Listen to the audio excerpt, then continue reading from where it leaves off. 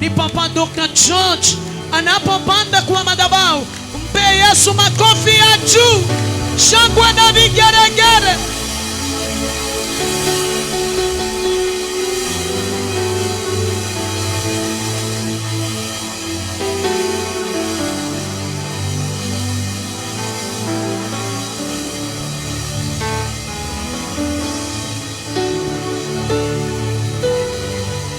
Inua mikono yako tu juu. Lève juste ta main.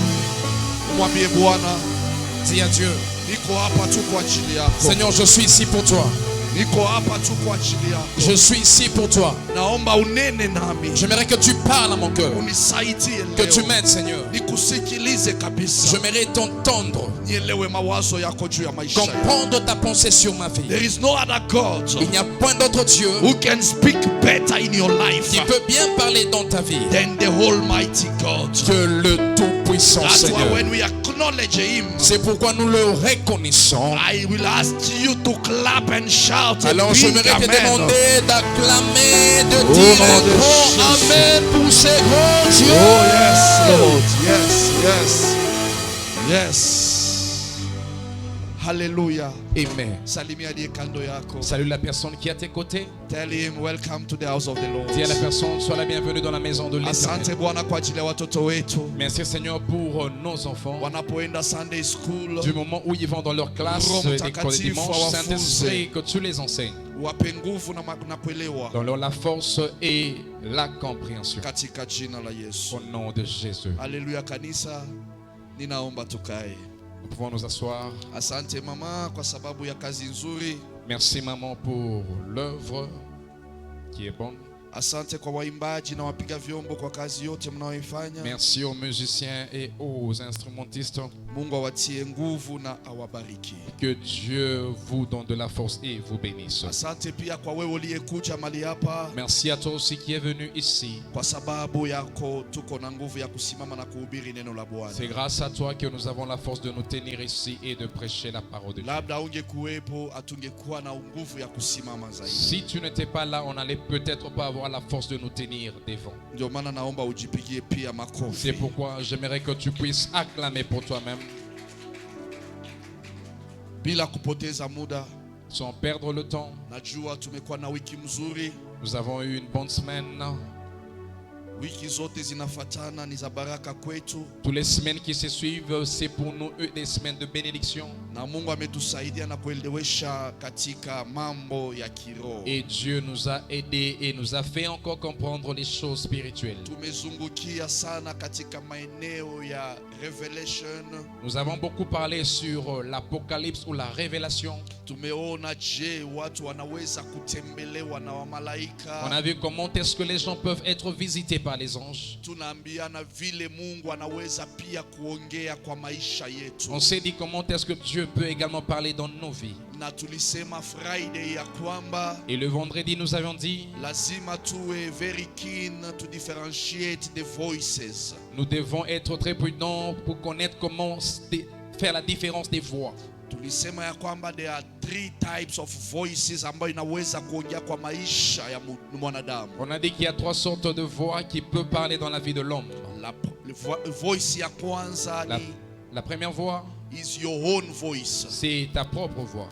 The second is the voice of the Satan. Et la deuxième c'est la voix du diable. And the third one is the voice of God. Et la troisième c'est la voix de Dieu. Nilisema among the 3 voices, on a dit que parmi les 3 voix, the third one is the most important. La troisième c'est la plus importante. When we open our ears and listen to him, lorsque nous ouvrons nos oreilles et nous l'écoutons, we will be able to understand the will of God upon our lives. Nous serons capables de comprendre la volonté de Dieu dans nos vies. So today we are talking about how to do the will of God. Alors aujourd'hui nous parlerons sur comment faire la volonté de Dieu. It is only the one who will be able to understand what God is telling him or her. Seules les personnes qui seront capables à comprendre ce que Dieu est en train de leur dire. This is the person who will understand how to do the will of God. Là est la personne qui comprendra comment faire la volonté de Dieu. I will introduce by saying that God speaks to all people. Je vais introduire par dire que Dieu parle à tout le monde. for him to communicate his will. pour qu'il communique sa volonté. And it's up to me and you to be able to understand Maintenant, ça dépend de toi et moi, mais nous devons être là prêts pour comprendre what he's saying to us. qu'est-ce qu'il est en train de nous dire. John chapter 6 verse 38, the Bible says, Jean 6, 38, la Bible nous dit: for I came down from heaven, je suis venu sur terre venant du ciel, not to do my will, pas pour faire ma volonté, but the will of him that sent mais me. la volonté de celui qui m'a envoyé. This is Jesus who is speaking to C'est us, Jésus qui nous parle. telling to his disciples Il parle à ses disciples that I came down que je suis descendu from heaven, du ciel, not to do my will, pas pour faire ma volonté, but to do the will of my Father. mais pour faire la volonté de mon Père. Someone will do the will of the La Father personne qui fera la volonté is du the Père, one who is able to understand what does it mean. c'est la personne qui est capable de comprendre qu'est-ce que cela signifie. What is the will of God upon your life? C'est quoi la volonté de Dieu dans ta vie? For you to be able to say, I'm here to do the will of my Father. Pour que tu sois capable de dire que je suis là pour faire la volonté Because de we mon Père. will not fulfill ourselves' wills. Parce que nous ne pouvons pas accomplir notre propre volonté. We belong to God, Nous appartenons à Dieu, the one who is our creator, celui qui est notre créateur, the one who has given this space to come and worship together. celui qui nous a donné cet espace pour venir adorer ensemble. Hallelujah. Amen. So when you understand the will of God, Alors quand tu comprends la volonté de Dieu, you will follow the direction. tu vas suivre la direction. But when God is speaking to you, Alors quand Dieu est en train de te parler, you have to be very keen tu dois être très prudent so that you get the full information. afin que tu reçoives l'information dans sa totalité. That's why when we talk about the will of God, C'est pourquoi quand nous parlons de la volonté de Dieu, there are two words il y a deux mots that we need to know. que nous devons connaître.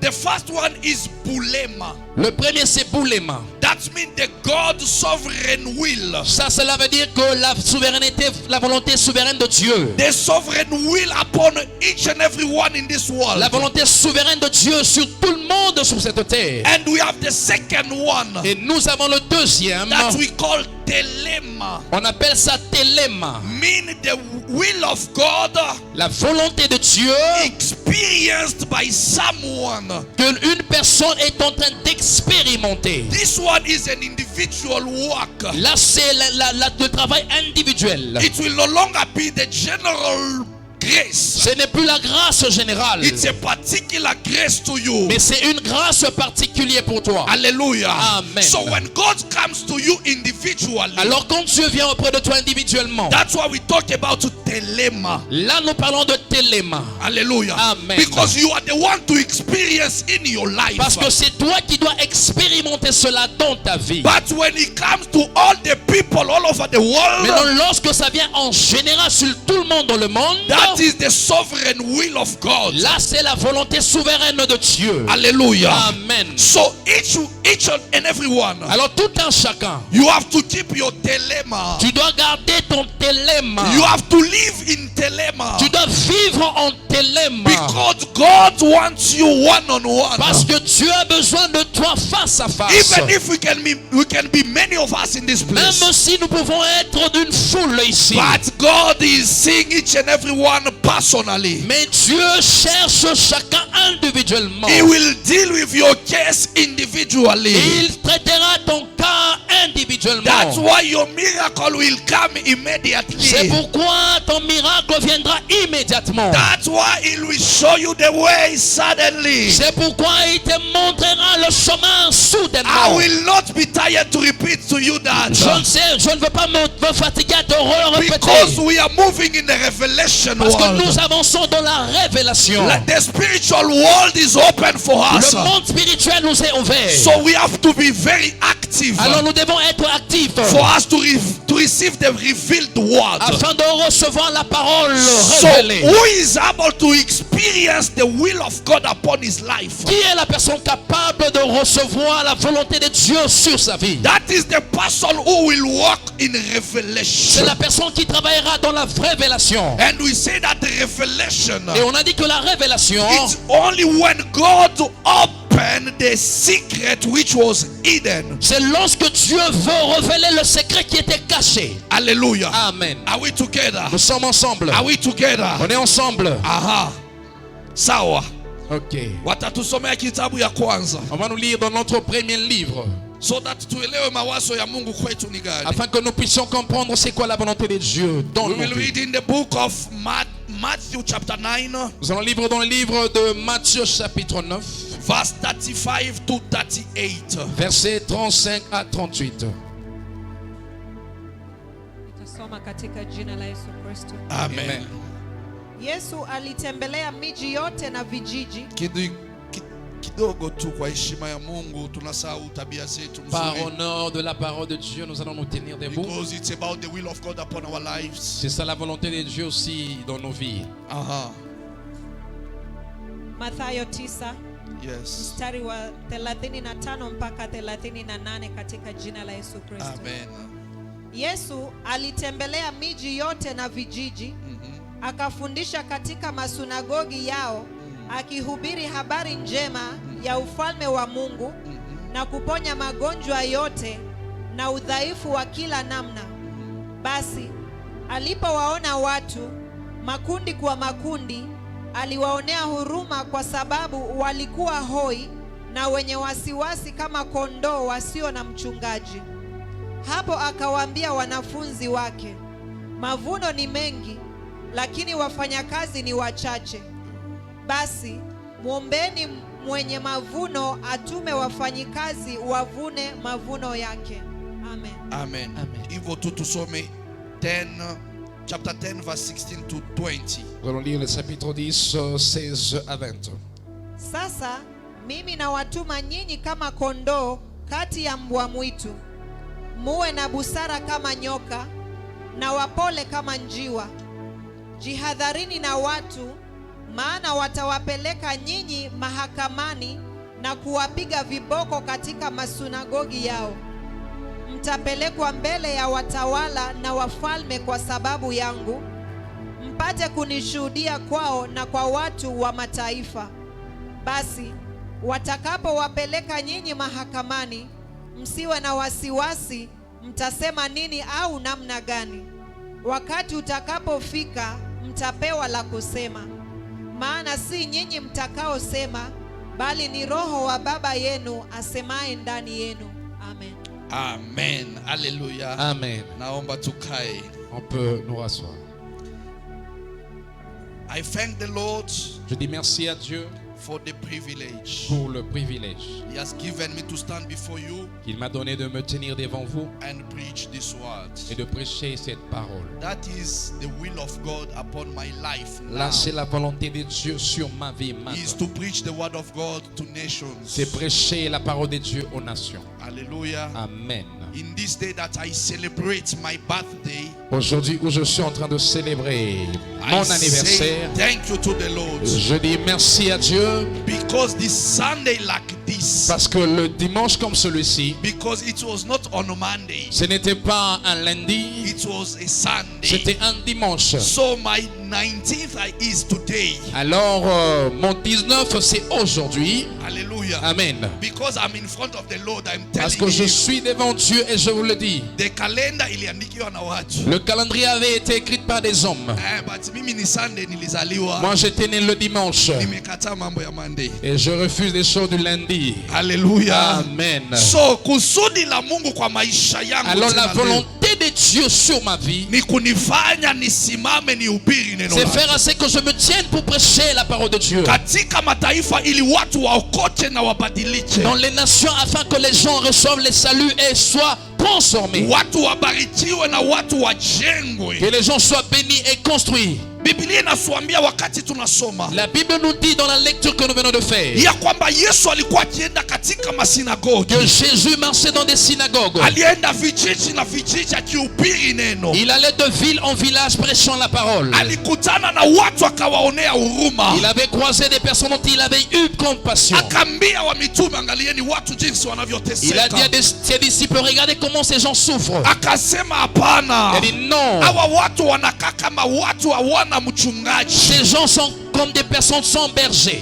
Akasema angalieni. Il dit regardez. Asema shamba ni kubwa, Il dit le champ est tellement grand, lakini wafanyakazi ni mais wachache. il y a peu d'ouvriers. Muombeni Mungu aliye juu mbinguni Priez au Dieu qui est au ciel, ili aweze kutuma watu, afin d'envoyer des gens, ili aweze kutuma watu afin d'envoyer des ambao ouvriers watafanya kazi katika nyumba qui yake, vont travailler dans sa maison, ambao watafanya kazi katika dunia hii. qui vont travailler dans ce monde. Ni kazi gani ambayo inahitajika C'est kufanywa? quel travail qui doit être fait? That is the will of God upon our lives. C'est ça la volonté de Dieu dans nos vies. He created us Il nous a créés so that we worship Him, afin que l'on l'adore, so that we do His work, afin que l'on fasse sa volonté, so that we do what He is telling us to do. afin de faire ce qu'il nous demande de It is faire. very important for me and you C'est tellement important pour to toi et pour keep moi it in our mind. de garder ça dans nos pensées. God did not create us Dieu ne nous a pas créés for us to enjoy all in this world. afin de se réjouir de ce So when monde. He created the man, Lorsqu'il a créé l'homme, He told the man, il a dit à l'homme, go and dominate va et domine, all over the domine creatures. sur toute créature. He gave the mandate to a Il a man donné le mandat à l'homme to go and walk in the field. d'aller travailler dans le champ. In that field, Et ce champ, there were many il creatures. y avait beaucoup de And créatures. God gave instruction to the man. Et Dieu a donné les instructions à l'homme. You will name each creature. Tu vas nommer les créatures telles That qu'elles sont is devant the toi. purpose of God to create that man. C'est ça le plan de Dieu quand il avait créé l'homme. He will give you a work. Il va te donner un He travail. doesn't ask to remain idols. Mais il ne veut pas que nous puissions être là comme des idoles. What can we do for him now? Qu'est-ce que nous pouvons faire pour lui maintenant? If we are able to understand his will, Si tu es capable de comprendre sa volonté, because the harvest parce que la récolte, is plentiful. la récolte est pleine. The Bible says La Bible nous dit, there is a master. il y a un maître. This is Jesus who is giving a parable. Là, c'est Jésus qui donne la parabole. There is a Il master y a un maître who came and saw in his field, qui est venu pour planter sa sémence. and they went back to sleep at night. Et il est allé s'endormir pendant la nuit. The devil came at night Le diable est revenu cette même nuit. and sowed his seed also. Il a aussi planté sa sémence. Early morning, the servant went to the field. Le matin, le lendemain matin, lorsque le maître est allé dans le champ, The servant asked the master, les serviteurs ont posé la question au maître. did you sow a good seed yet? N'est-ce pas, nous avons planté la bonne sémence? How come we can see the weeds? Alors comment est-ce que nous voyons cette mauvaise sémence? How can it be possible? Comment est-ce que cela peut être possible? Because we acknowledge Parce que nous reconnaissons what you gave us ce que tu nous as donné. was the seed of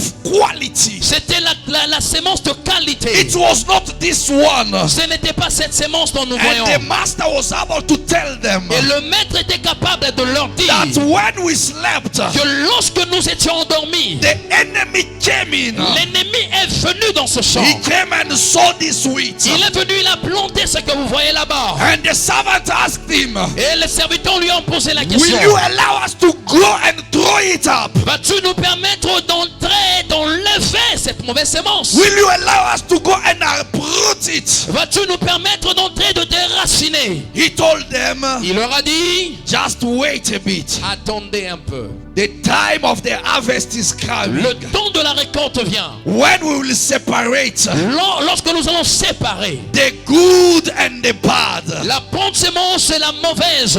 Hallelujah. Amen. Hallelujah. Amen. The time of harvest is coming. Le temps de la récolte arrive When we will separate où nous allons the séparer good and the bad. la bonne et la mauvaise. Wakati wa mavuno Le inakuja temps de la récolte arrive ambayo Mungu atatuma où wavunaji Dieu va envoyer des personnes pour récolter katika shamba lake, dans son champ à lui. aseme mwenda mukaweke tofauti Il leur dira, allez mettre la différence katikati ya wangu na wasio wangu. parmi les miens et ceux qui ne m'appartiennent pas. Walio wa Mungu ni wale walifanya mapenzi ya Mungu. Ceux de Dieu sont ceux-là qui ont fait la volonté de Dieu. Wale walio wa Mungu ni wale waliomjaa Mwenyezi Mungu. Ceux de Dieu sont ceux qui ont marché dans la crainte Ni de wale l'Éternel. walitembea katika njia ya unyofu. Ceux qui ont marché dans la voie droite. Ni wale walitekeleza majukumu ambayo Yesu Ceux aliwapea. qui ont accompli la volonté de Dieu. Upendo, acha nikwambie leo, Bien-aimé, laisse-moi te dire aujourd'hui. lazima ujue jukumu lako katika dunia Tu hii. dois connaître c'est quoi ta volonté sur cette terre. Lazima ujue jukumu lako katika nyumba ya Tu Mungu, dois connaître c'est quoi ton appel dans la maison de kwa sababu l'Éternel. alipokuleta katika nyumba yake, Parce que lorsqu'il t'a appelé dans sa maison, ana kusudi lake,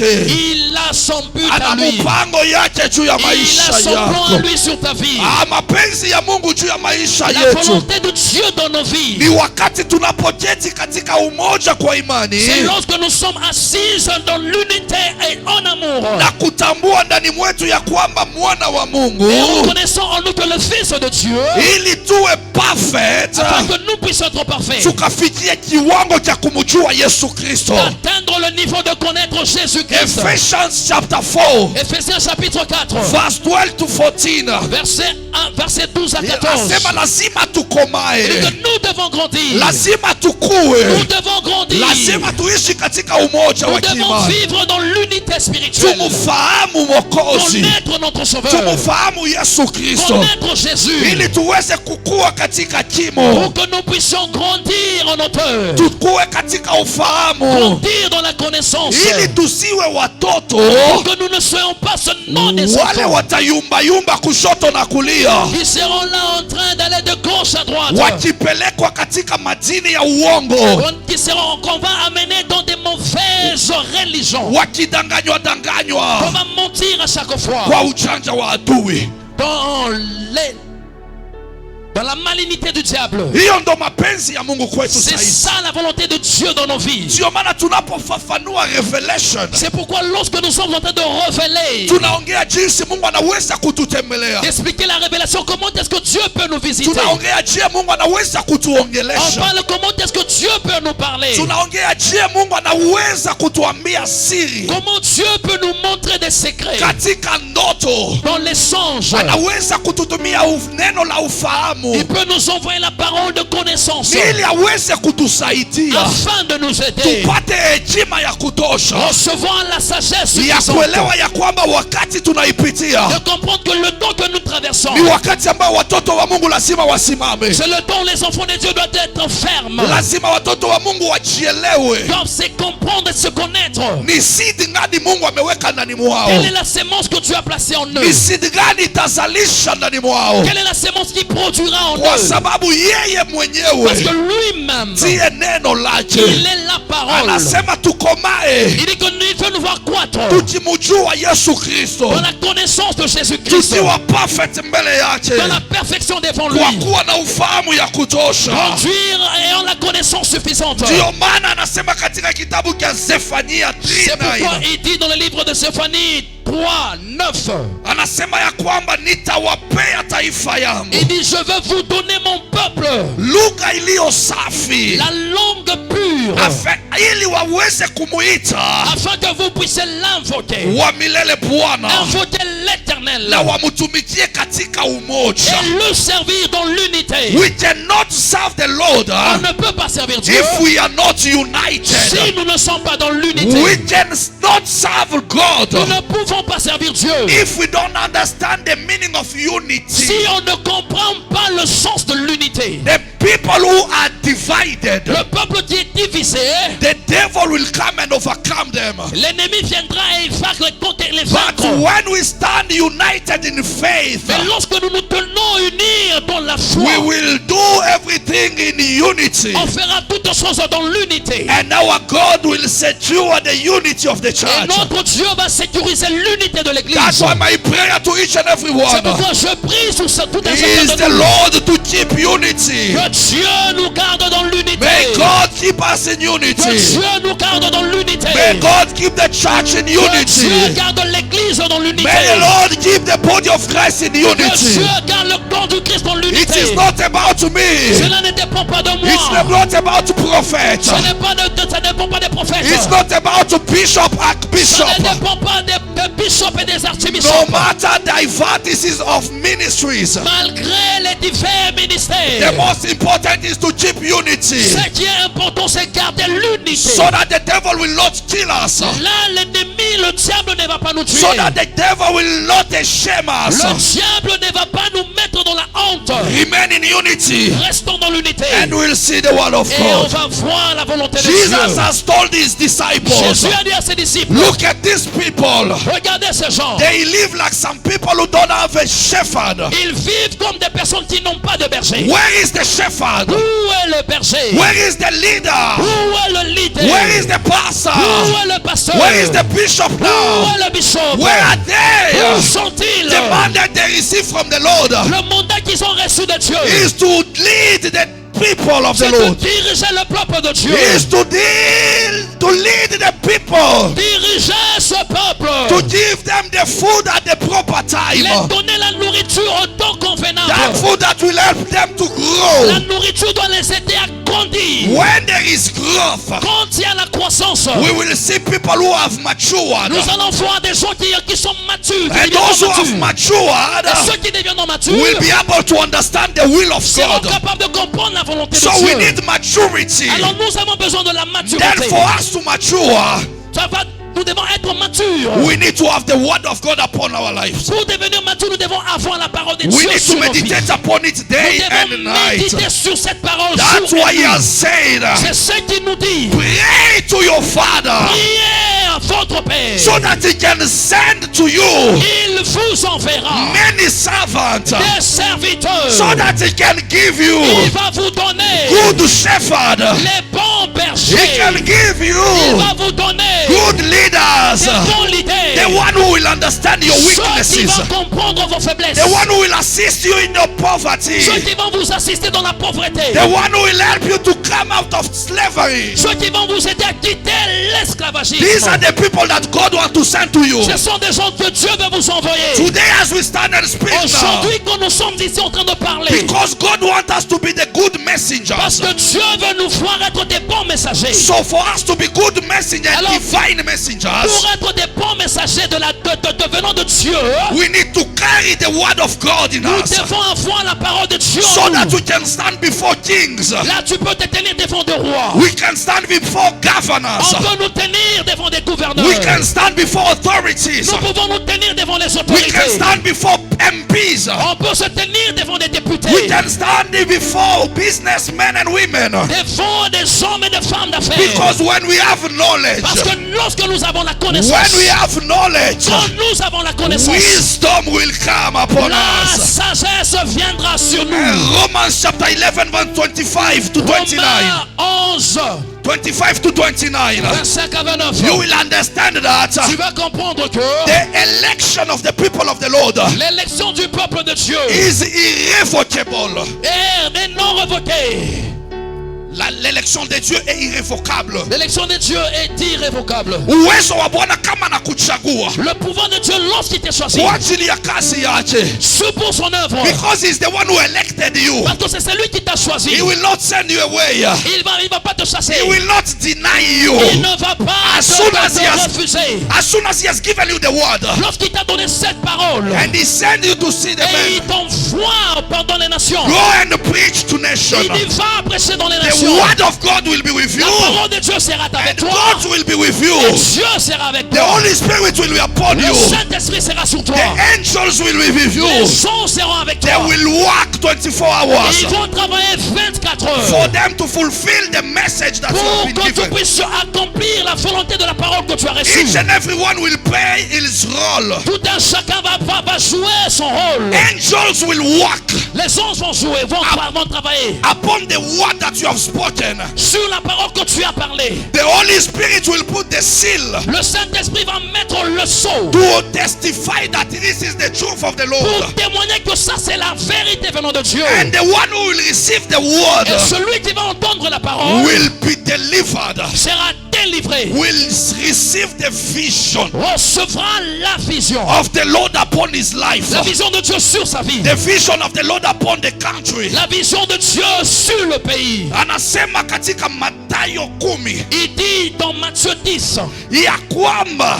que musiogope Ne craignez rien. kwa sababu yangu mimi. À cause de moi. Wengine wenu watafungwa, Certains parmi vous seront arrêtés. wengi wenu watapelekwa mbele ya masinagogi, Certains, on va les amener dans des synagogues. wengi wenu watapelekwa mbele ya magavana, Certains, on va les amener devant des gouverneurs. wengi wenu watapeleka katika wabunge, On va les amener devant des députés. wengine watachapwa hadharani. D'autres seront frappés en public. Yote kwa ajili yangu. Tout cela arrivera à cause de Anasema mon nom. yale yote ni mapenzi Et yangu, tout ça, c'est ma volonté. yale yote ni mapenzi C'est yangu. ma volonté. So church, we don't have to fear. Alors, église, nous ne devons pas craindre. Wengi wakati majaribu inainuka, La majorité, lorsque des tentations se lèvent, wanaanza kusema hii si mapenzi ya ils commencent Mungu. à dire ça, c'est pas la volonté de Dieu. Kama unakosa pesa, Si tu manques de l'argent, unasema tu hii si mapenzi tu ya dis que non, Mungu. ça, c'est pas la volonté de Dieu. Utajuaje ni mapenzi ya Mungu ama sio Comment mapenzi ya sauras-tu Mungu? que c'est la volonté de Dieu ou pas? You need to mature. Tu dois devenir You mature. need to graduate Tu dois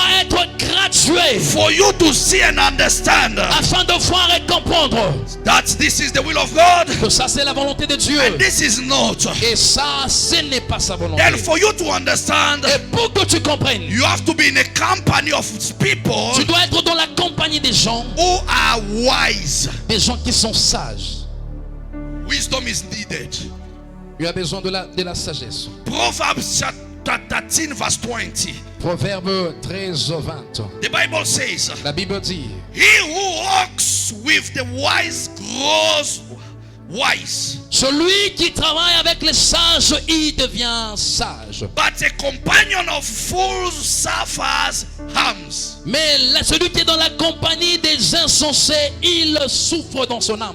Yule anatembea na wenye hekima Celui qui est dans la compagnie des sages, atapokea hekima, il recevra la sagesse. lakini yule anajikuta katikati ya wapumbavu Mais celui qui se retrouve en compagnie des insensés, ataumia. il aura mal. So upande wa maisha yako, Alors dans ta vie à toi, Mungu katika mipango Dieu yake dans ses plans à ni lui, wewe na mimi c'est que toi et moi, tupate busara, nous puissions avoir la sagesse, tupate hekima, avoir la sagesse, tupate ufahamu ya avoir kutosha, la connaissance so suffisante, that hatutaitwa wajinga. afin qu'on ne nous appelle pas des insensés. Waliokuwa na ufahamu ya juu, Ceux qui ont la connaissance supérieure. Biblia inanyambia ya La kwamba Bible me dit, wakinapita les pierres, kwa sababu waliwajua ya kwamba ni wavuvi wa samaki. parce qu'ils étaient connus comme étant des pêcheurs de poissons. Siku ile walikuwa mbele ya wakubwa, wenyewe walisema wao ndo wanajua sheria. Le jour où ils étaient devant des grands, ils ont dit que nous connaissons la loi.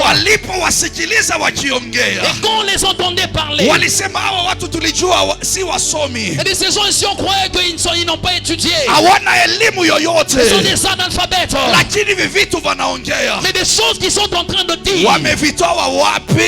est-ce qu'ils ont tout Acha ça? nikwambie, Laisse-moi te dire, ukibaki katika miguu ya si tu restes Yesu, au pied de Jésus, ukika kwa miguu ya si tu Yesu, t'assieds au pied de Jésus, acha akupe hekima, laisse qu'il te donne la sagesse, acha akupe qu'il busara, te donne la connaissance, acha akupe qu'il te hekima, donne la sagesse, ufahamu ya kiwango ya juu, la connaissance élevée, si ufahamu ya hii pas dunia, la connaissance de ce monde, lakini ufahamu ya la mbinguni, connaissance divine. ile ufahamu ambayo Cette connaissance tombe, inaweza kukufungulia ça milango. peut t'ouvrir des portes. Waliwatukana, Ils étaient insultés, waliwasarau, ils étaient méprisés, lakini ni watu walipata hekima mais c'est des gens qui avaient kwa reçu la sababu sagesse, walikaa kwa miguu ya parce Yesu. qu'ils étaient au pied de Jésus. Biblia inanyambia kulikuwa madada wawili. La Bible dit qu'il y avait deux femmes. Siku ile Yesu akatembelea kwao, Le jour où Jésus avait visité leur maison, alivyoingia kwenye nyumba, quand il était entré dans la maison, mmoja akakuja akaketi kwa miguu ya l'une est Yesu. venue et s'est assis au pied de Jésus. Alikuwa na makaratasi na Biblia akitamani kuandika nini Yesu Elle atafunza. avait son carnet et sa Bible, elle était prête à écrire ce que Dieu allait enseigner. Huyu mwingine akaanza kuharakisha jikoni L'autre aussi était là, s'était précipité à la cuisine ili akamtengenezea Yesu mchuzi. afin de préparer de la nourriture pour Jésus. Alichomeka akaumia na moto huko. Elle s'était peut-être brûlée, elle avait mal aux mains. Alivyojua ya kwamba tunakuanga masisters wawili, Mais quand elle s'était rendue compte, nous sommes deux. mbona mimi mwenyewe nateseka jikoni na huyu anakaa kizubaa huko? Pourquoi je souffre seul dans la cuisine et l'autre est là distraite. Mwenye alikuwa jikoni akakuja kwa Yesu. Celle qui était à la cuisine est venue auprès de Jésus. Bwana, mbona unaruhusu huyu akae hapa? Maître, pourquoi est-ce que tu permets à ce qu'elle s'assied là? Na mimi nimeteseka jikoni Et peke moi, je yangu. souffre seul à la cuisine. Yesu akamwambia, Jésus lui huyu a dit, amechagua mahali elle pema. a choisi la bonne part. Anajua mahali pa kuketi. Elle sait où s'asseoir. Haijalishi chakula gani unatengeneza. Cela ne dépend pas de la nourriture que tu Lakini prépares. chakula ya Mais maana la bonne nourriture, la ni vraie neno la nourriture, c'est la parole de Bwana. Dieu. Ili kukushibisha, Lorsqu'elle t'aura rassasié, utaingia katika ufalme wa tu vas Mungu. entrer dans le royaume céleste. You will not go to the heaven Tu n'iras pas au ciel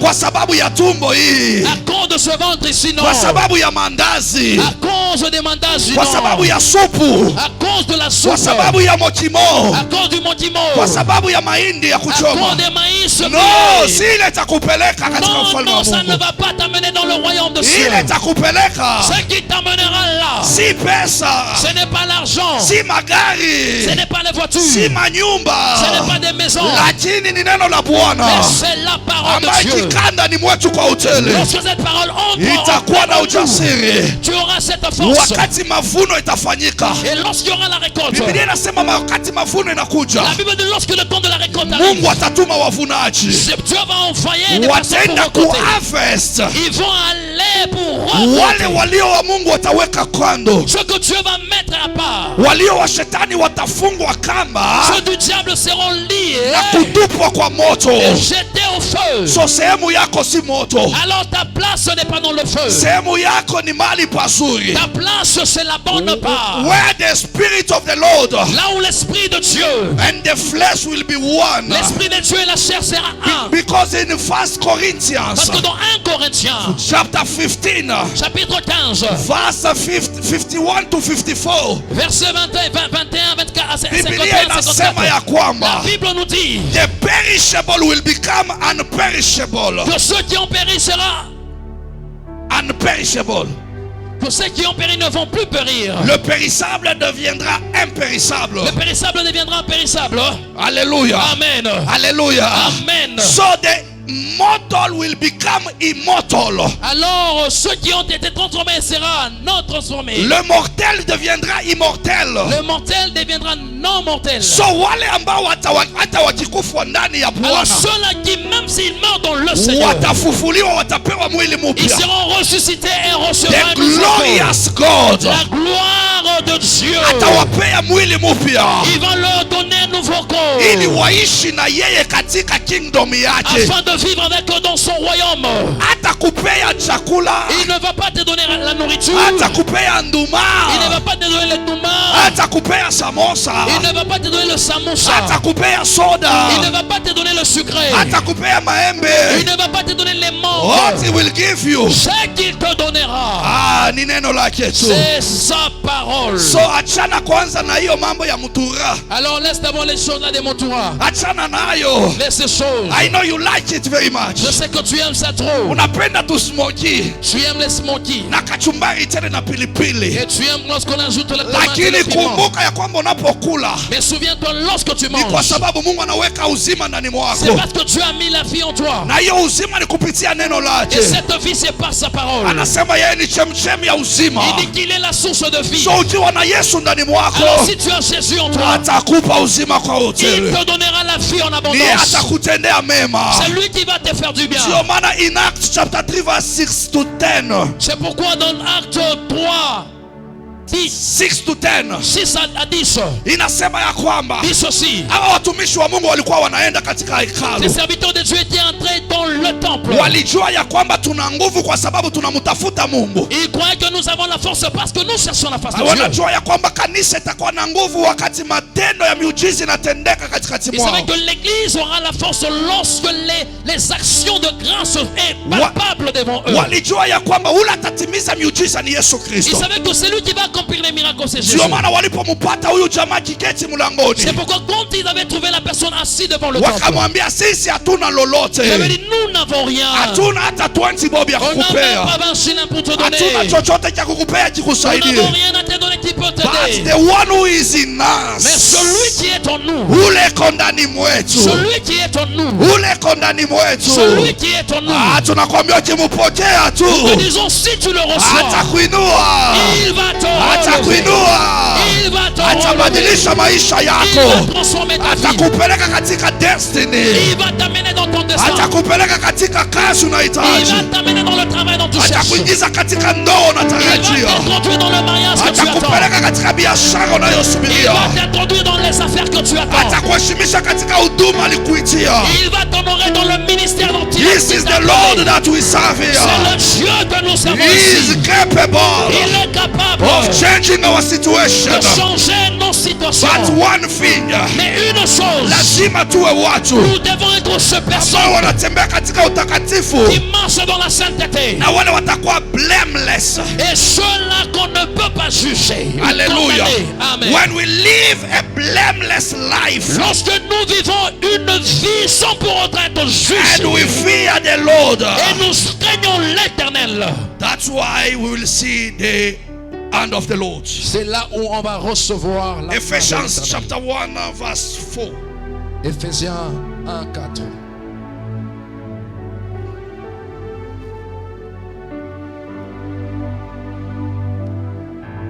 Kabla ya kuumbwa ulimwengu, Mungu alituteua tuwe wake katika kuungana na Kristo ili tuwe watakatifu na bila hitilafu mbele yake. Tuwe watakatifu na bila Que nous soyons saints et irrépréhensibles devant lui. itilafu. Irrépréhensibles. To be holy Être saint and blameless. et irrépréhensible. Hallelujah. Amen.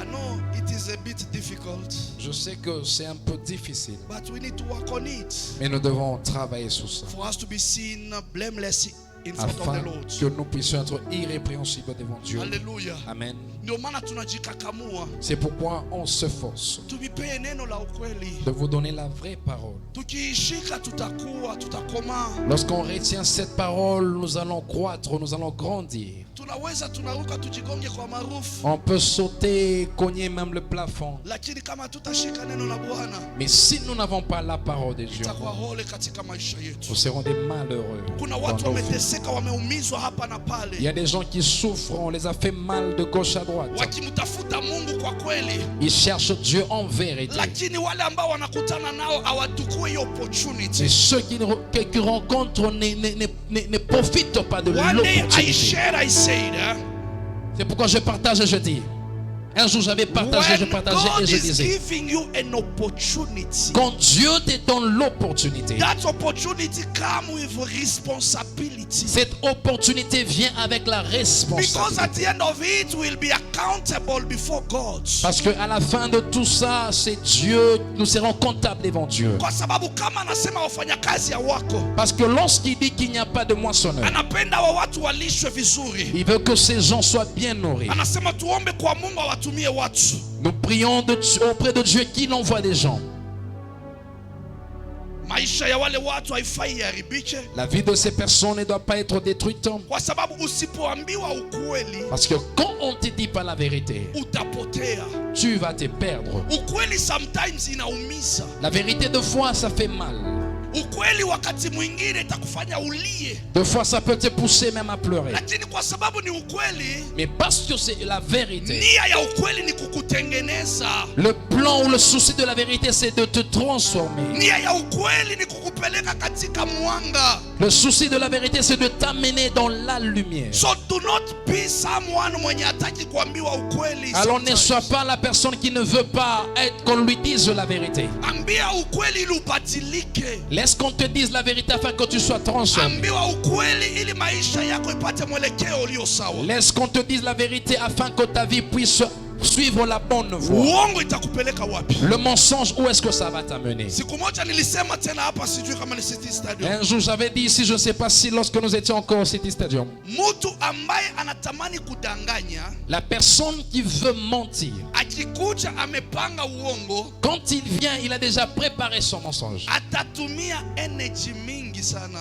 Il va utiliser beaucoup d'énergie. Brain lazima itumikishwe kwa speed ambayo Le cerveau doit fonctionner dans une vitesse ipange maneno juu umconvince yule ambayo unaendea. pour préparer les paroles afin de convaincre la personne auprès de qui tu parles.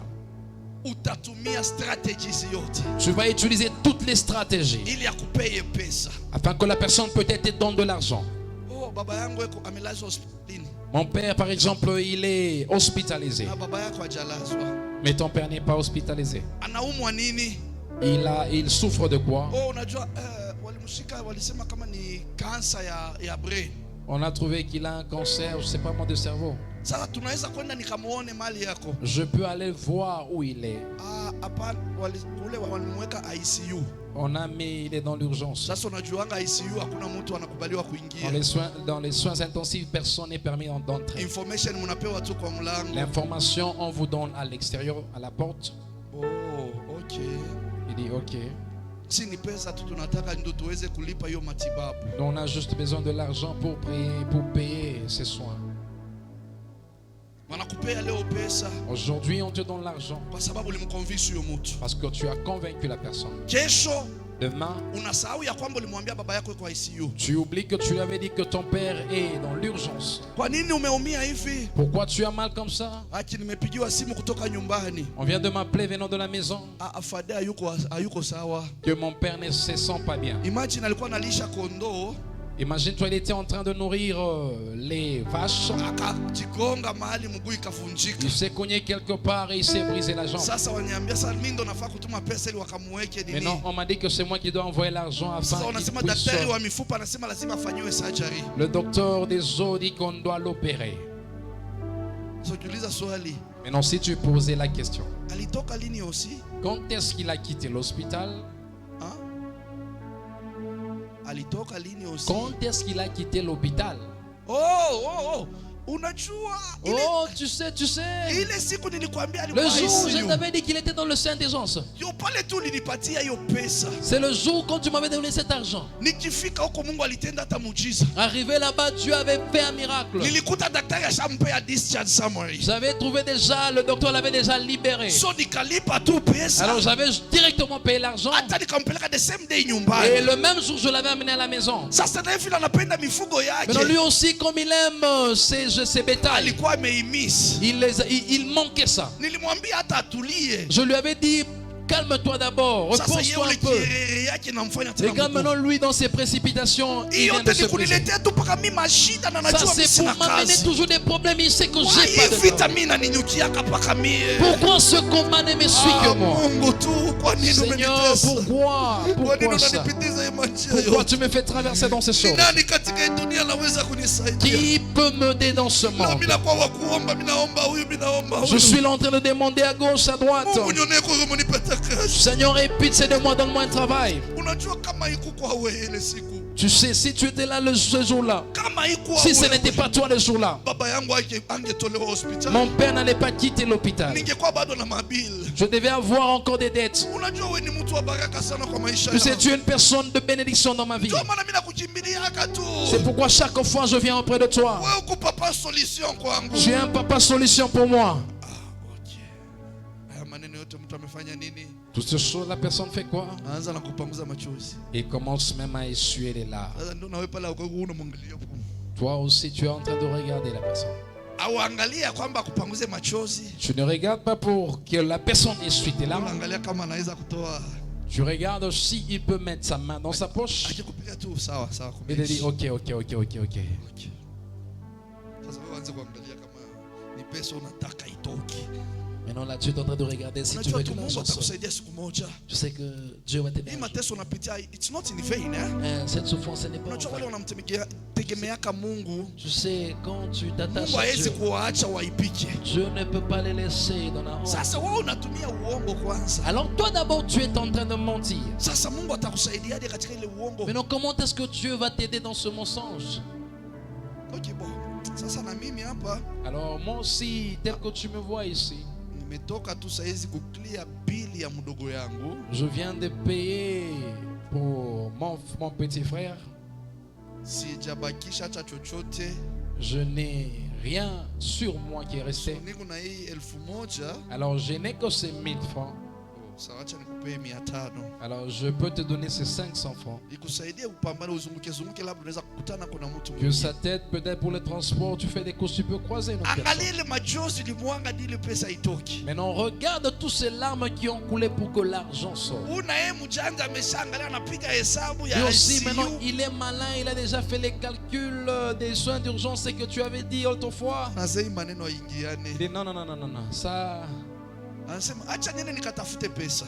Il dit attends, je vais aller chercher l'argent.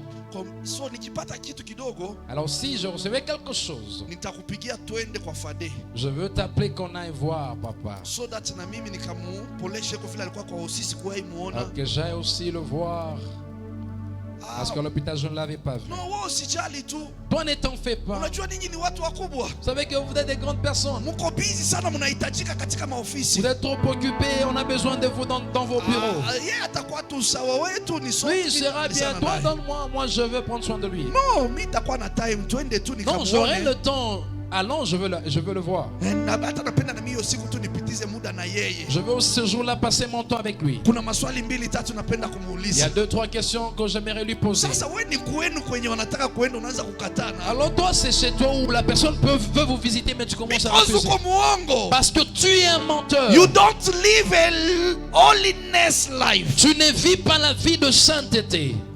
Unajua ukienda kule watakublame kwa uongo ambao Tu ulisema. sais que si tu allais là-bas, on va te réprimander pour le mensonge. Wangapi leo wameshaua wazazi tayari na wazazi bado wako na uhai. Combien aujourd'hui ont déjà tué leurs parents, mais ils sont encore en vie. Watu wana celebrate nini? Kama ni babako alikufa miaka kama ni 40 years ago. Mais ton père, il est décédé peut-être il y a So 40 ans. ulimuua kwa uongo wako lakini bado yuko na uhai. Tu l'as déjà tué il y a 40 ans, mais il est encore en vie. Kama vile mwenzetu mmoja alikuwa anafanya Comme un de nos amis faisait tukiwa secondary school, quand on était à l'école secondaire. unaenda unatafuta kasichana hapo unapea tu kwa rafiki. Tu vas là chercher une petite fille là, tu veux qu'elle soit So ta copine. yeye alikuwa anaishi na mama yake tu. Alors lui, il vivait avec sa maman. Walikuwa anaishi maisha tu ya kawaida ya umaskini. Il vivait une vie normale, une vie de pauvreté. Lakini sasa aliona msichana fulani alikuwa kwao kuna pesa. Alors il avait vu une fille dont sa famille avait de So l'argent. unajua pia wale watoto wanakuanga wanasoma katika umaskini, Tu sais, ces enfants qui étudient dans la pauvreté, wanakuanga na akili fulani. ils sont de fois Sasa intelligents. huyo jamaa alikuwa kama anaongea French. Alors la personne parlait trop français. Unasikia kama anatoka Ufaransa Tu tayari. sens vraiment, c'est comme s'il venait de la France. Inatoka tu mistari na nyoroka vizuri. Donc il préparait bien ses lignes. Sasa huyo msichana akaanza kuingizwa box. Mais non, cette femme, on est en train de la mentir, de la mentir, de la mentir. So huyo msichana akamuuliza unaishi wapi? Non, la fille a posé la question, où est-ce que tu vis? So ni kama vile wale wanaishi Runda Donc c'est comme les personnes qui vivent à Runda. na sisi tunaishi hapa Umo ama Utawala. Et nous sommes ici à Umoja, Utawala. Sasa akaangalia akasema nikimwambia naishi Utawala Il dit maintenant, si je disais que je vis du côté de Utawala là, kitaumana. là il y aurait un problème. Anasema no, unajua Il dit, tu sais, utajua tu kwetu. tu vas connaître chez nous. So juu ya kumove kutoka kwa hiyo story, Alors pour quitter cette histoire, akaona gari kubwa ya Mercedes ilikuwa inakuja. il a vu une Mercedes qui était en train de passer. Venye ilianza kuja, Quand la Mercedes était en train so de passer, msichana ametupa mgongo huko. la fille avait déjà tourné le dos. Sasa yeye akiona ile Mercedes inakuja hivi, Maintenant, lui, il voyait la Mercedes venir. akashtuka. Il dit, hey, Mon Dieu. Mungu wangu. Usitenge. Ne bouge pas, ne bouge pas. Sasa unajua jamaa alikuwa pia na ulemavu wa mguu. La personne était un peu boitée. kulikuwa muti ilikuwa hapo kando. Il y avait un arbre qui était là à Sasa côté. please unisaidie tu. Il dit aide-moi seulement. Unisaidie. Aide-moi. Songa huku kidogo gari ile Bouge un peu, la voiture vient. Msichana anamuuliza ni nini? La fille pose la question, c'est Anamwambia wewe quoi? usigeuke kuangalia. Il dit, toi ne te tourne pas pour regarder. Baba yangu yeye huyu anakuja. Mon père est là, il vient. Baba yangu anakuja na hiyo Mercedes Mon inakuja. père vient avec la Mercedes qui vient là. Akaenda kwa muti akajificha. Il est allé à l'arbre et il s'est caché. Msichana akageuka. La fille se retournait. Gari inafikia lwapala alikuya. La voiture s'est arrêtée. Où était la fille? Anaangalia gari. Elle a regardé la voiture. Kwetu tunaendeshea upande wa right. Chez nous, nous utilisons le côté droit. Okay? Sasa nao walikuwa wamesimamia upande wa nini? Ils étaient aussi du côté droit. Dirisha ya gari ilikuwa wazi. La fenêtre de la voiture était ouverte. Baba angalie, huyo baba naye alikuwa ni ule wa kuangalia. Le papa aussi, c'était ces gens de papa là qui regardent un peu à gauche droite. Ma sponsor. Anajua huyu msichana mkanya amesimama hapa. Il regarde, c'est quelle fille qui se tient là? Acha nipoeshe kidogo. Je vais un peu ralentir. Salut ma fille. Regardez. Hi, my doctor. Msichana geuka pige macho hivi. Et quand la fille se retourne et regarde, Mundu kumundu na baba yake. face à face avec son père.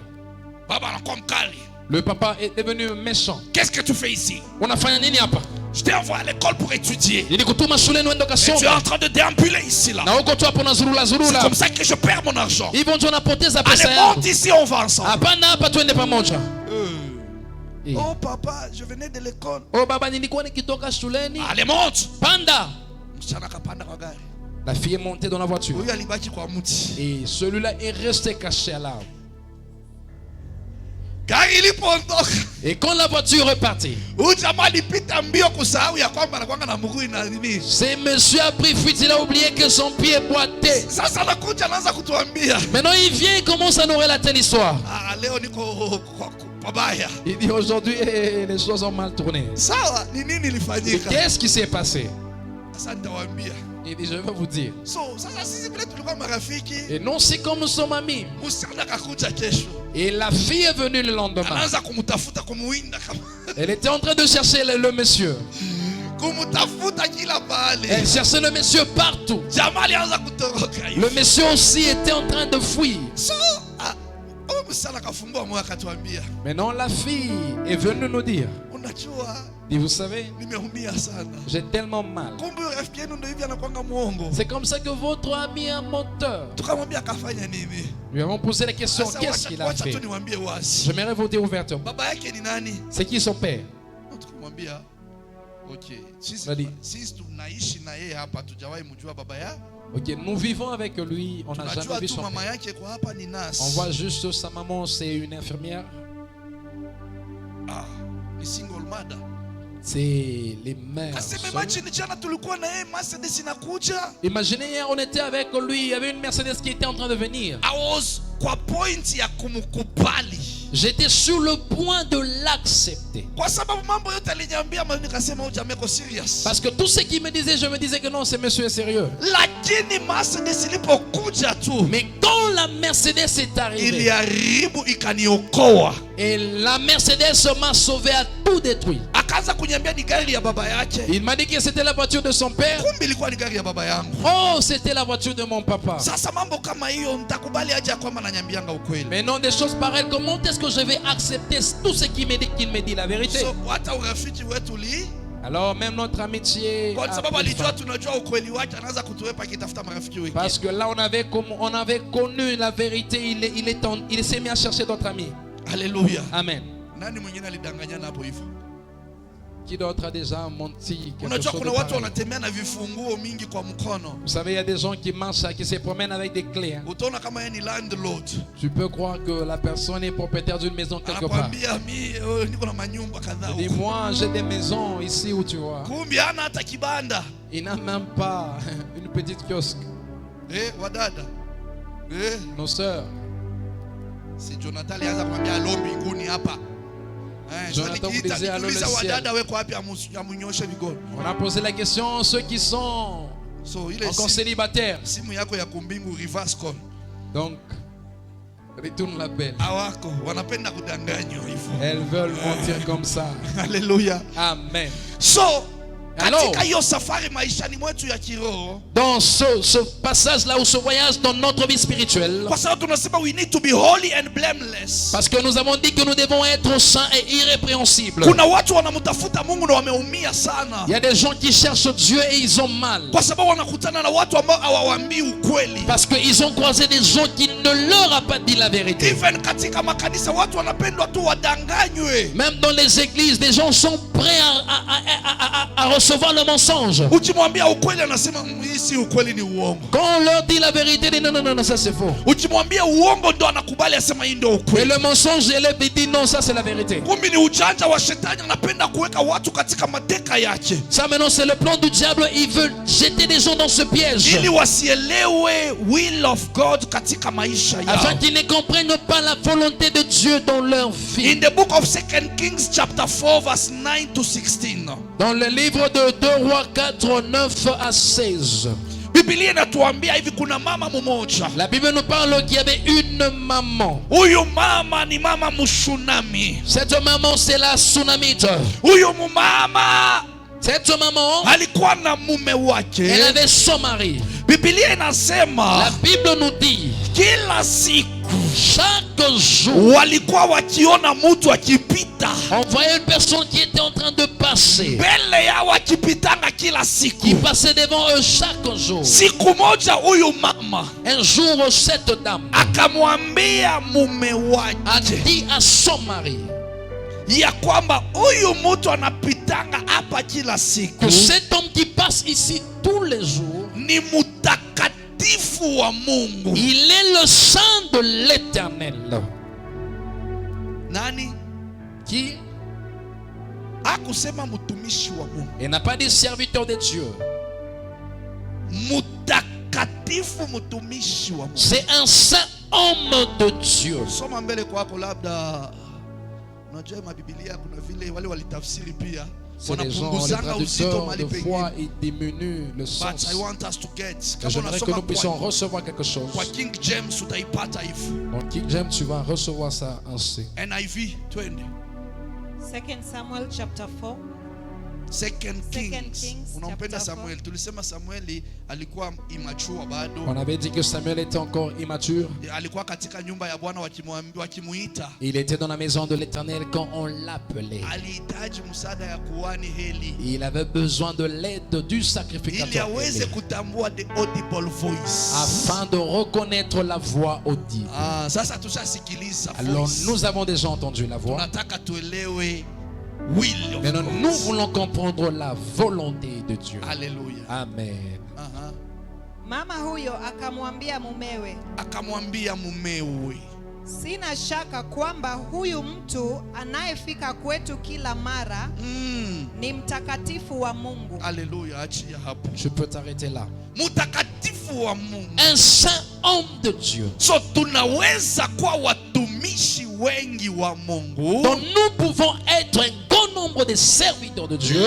lakini lazima kuwe watumishi watakatifu wa Mungu. Mais il doit y avoir des saints hommes serviteurs de Dieu. Watumishi wote wanaweza kupata maono, Tous les serviteurs peuvent recevoir la vision, lakini unabii ambayo Mungu anapenda upate mais la prophétie dont Dieu veut que tu reçoives lazima itoke kwa mtumishi mtakatifu wa Mungu, doit venir d'un saint homme ou serviteur de ili Dieu, uweze kuelewa will of God kwa maisha afin yako. que tu puisses comprendre c'est quoi la volonté de Dieu dans So ta vie. nikisema hapa naelewa ya kwamba huyu mumama Alors quand je dis que je comprends que cette ni maman, mumama alikuwa anasumbuka kwanza apate mtoto. c'est une maman d'abord qui souffrait et n'avait pas d'enfant. Ni watumishi wangapi alikutana nao? Combien de serviteurs elle avait croisés? Ako mpagano Elle n'était pas païenne, ili atambue ya kwamba huyu afin de reconnaître que celui-ci, ni mtakatifu wa Mungu. c'est un saint homme de Dieu. Kumbe kuna mali alitembea tembea Donc elle avait consulté d'autres peut-être, akitafuta milima ya maombi, cherchant des montagnes de prière, akatafuta mountain of fire, cherchant la montagne de feu,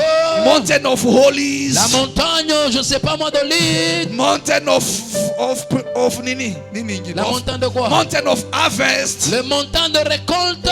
Lakini kuna pia mountain of prayer. Mais il y a aussi la montagne de prière. Kuna mountain of illness. Il y a la montagne de guérison. Kuna mountain of Il y a deliverance. la montagne de délivrance. So alipita katika mikono ya watumishi Donc tofauti. elle avait consulté différents serviteurs de Na Dieu. katika mikono ya watumishi tofauti kuna mambo tofauti labda Et iliendelea. auprès de ces serviteurs, peut-être il y a des différentes choses qui lui étaient arrivées. Leo ukisikia watu ambao wanatafuta watoto, Aujourd'hui, si tu entendais l'histoire auprès des personnes qui ont besoin d'enfants, kama amekaa muda mrefu hajapata mtoto, si elles passent un long moment sans avoir d'enfant, ukisikiliza story anakuambia niliendaka kwa mtumishi so and so. si tu écoutais l'histoire, quand on relate, il te dira que j'allais consulter tel serviteur et tel serviteur. Huyu mtumishi aliniambia for me to conceive, Ce serviteur m'avait dit pour avoir l'enfant, lazima niende na yeye anibariki. je dois coucher avec lui puis qu'il me bénisse.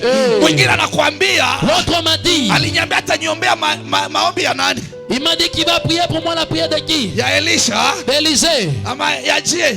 De qui? Ni maombi gani hiyo? Quelles sont des prières? Asema Biblia inasema walipandisha La mtoto Bible dit qu'on avait fait monter l'enfant dans la chambre haute. katika upper room, Dans la chambre haute. wakamulalia mtoto. Et il s'était couché sur Asema l'enfant. uso kwa La uso, Bible dit visage contre visage. pua kwa pua, Le nez contre nez. kinwa kwa kinwa. Bouche contre bouche. Na haya mengine. Et autre chose que vous connaissez. Sasa ulipata mtoto. Tu as besoin d'un enfant. Papa, niliombewa maombi ya Papa, aina on a prié yote. pour moi toutes sortes de prières. Kuna mwingine walimpea mpaka kalenda ya mwezi. Il y a une personne, on lui a donné même le calendrier du mois. Lazima ukucho nionange. Tu dois venir ici le lundi. After 1 week kuna maombi ya utakaso. Après une semaine, il y a la prière de sainteté. Nikutakase mwili yote. Que je puisse sanctifier tout ton corps. Sasa kuna wiki ya pili ni wiki ya kupanda mbegu. Deuxième semaine, c'est la semaine où nous devons planter la semence. Sawa, wiki ya tatu ni ya kumimia maji. Et la troisième semaine, c'est la semaine où nous devons maintenant arroser. So hiyo ingine ni ya kuhakikisha ya kwamba mambo yote kusawa. Et l'autre aussi, maintenant, c'est pour nous rassurer que tout Huyu va na bien. yeye eko ready. I will come daddy. Et la personne aussi est prête que non, je viendrai, I will papa. come my father. Je viendrai, mon père. You are the only one who can understand my Tu es la pain. seule qui peut comprendre ma souffrance. I've suffered a lot na J'ai matukano. beaucoup souffert. Si nimesumbuka hata naomba kwako tu. J'ai beaucoup souffert et là je te supplie. Mungu wako anitendee Que muujiza. ton Dieu opère un miracle dans ma vie. Atakutendea muujiza katika dhambi. Il va opérer ce miracle dans le péché. Atakutendea dhambi katika uongo na usherati wa Il va mchungaji. opérer ce miracle dans le mensonge et l'impudicité. Hiyo ni uongo mtupu. Ça c'est le Sio mensonge. maana wanasema tujikomae katika ufahamu. C'est pourquoi on nous dit lorsque nous allons grandir en connaissance, Tukimjua Kristo quand nous allons connaître qui est Jésus, tutafikia kimo. on va atteindre la hauteur Hatutadanganywa tena na watu. où on ne va plus nous mentir, Hatutapelekwa kwa madini où potofu, on ne va plus nous amener dans des religions perdives. kwa sababu ukweli wa Mungu itakuwa Parce ndani que la mwetu. vérité de Dieu sera en nous. Ndio hivyo Ephesians ametuambia. C'est ce que Éphésiens nous dit. Haleluya. Amen. Huyu mama aliumia, Cette maman avait mal. aliona wachungaji wa kila aina. Elle avait vu des serviteurs de toutes sortes. Haleluya. Amen. Si tulikuwa hapa siku moja, ni Sister Linda alikuwa anatusudia. On était ici. Si ni hapa mbele. La sœur Linda était en train de témoigner ici devant. Na hiyo ushuhuda ilikuwa mrefu. Et ce témoignage So you était have to témoin. remind yourself. Unajua kuna vitu vikifanyika. Tu dois te rappeler, il y a des choses quand ça arrive. Usikae tu na nyamaza, unaona sasa ni hadithi. Ne reste pas là calme, tu crois que c'est une histoire. So huyu mama msunami aliteseka.